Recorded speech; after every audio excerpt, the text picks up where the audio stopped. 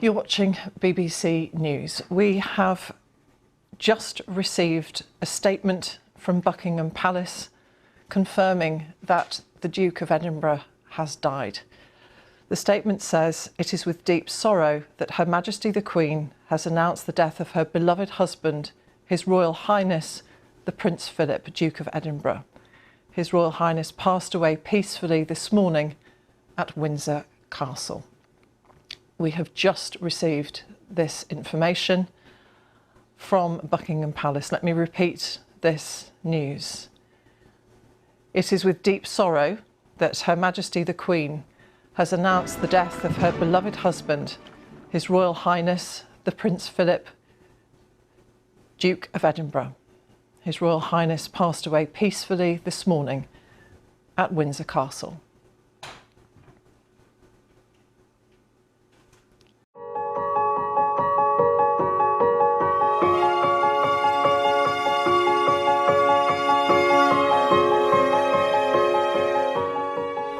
Princess Elizabeth and Lieutenant Mountbatten, looking very happy, thanked one guest after another for all the good wishes.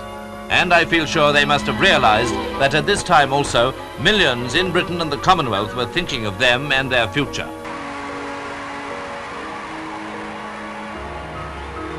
As the royal wedding draws near, the whole nation welcomes the opportunity of wishing long life and happiness to Her Royal Highness and to her fiancé.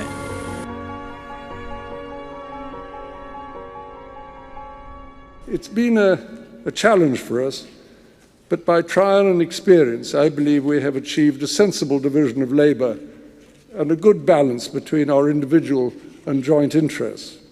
However, I think that the main lesson that we've learnt is that tolerance is the one essential ingredient of any happy marriage.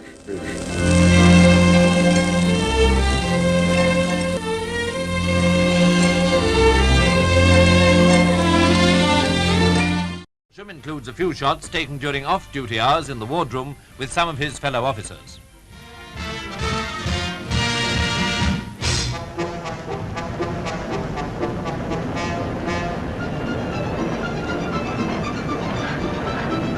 Princess drove and the Prince acted as fireman. Quite a thrill, no doubt.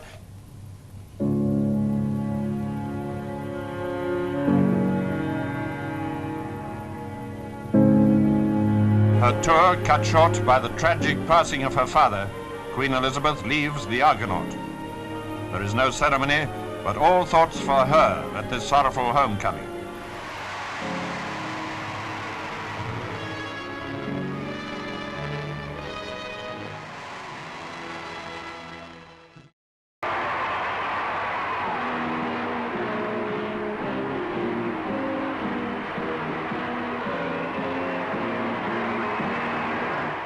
He had a clear eye, and he could see what a waste of time to do it that way, or might be better to do it this way.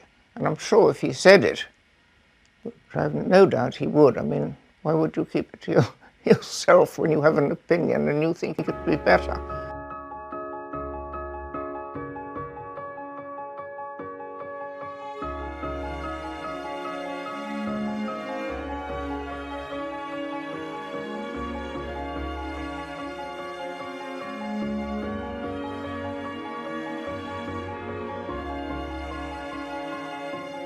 Nobody had really thought about, and by the way, what is he going to do?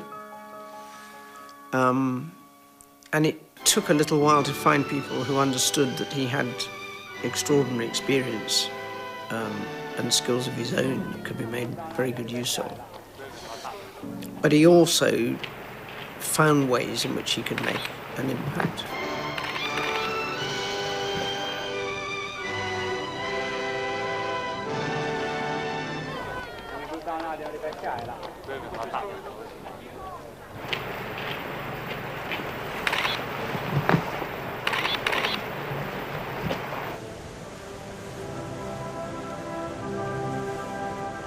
To have somebody, that you can confide in and smile about something which you couldn't perhaps smile about in public is very, very important. And to be able to share that with somebody is immensely important.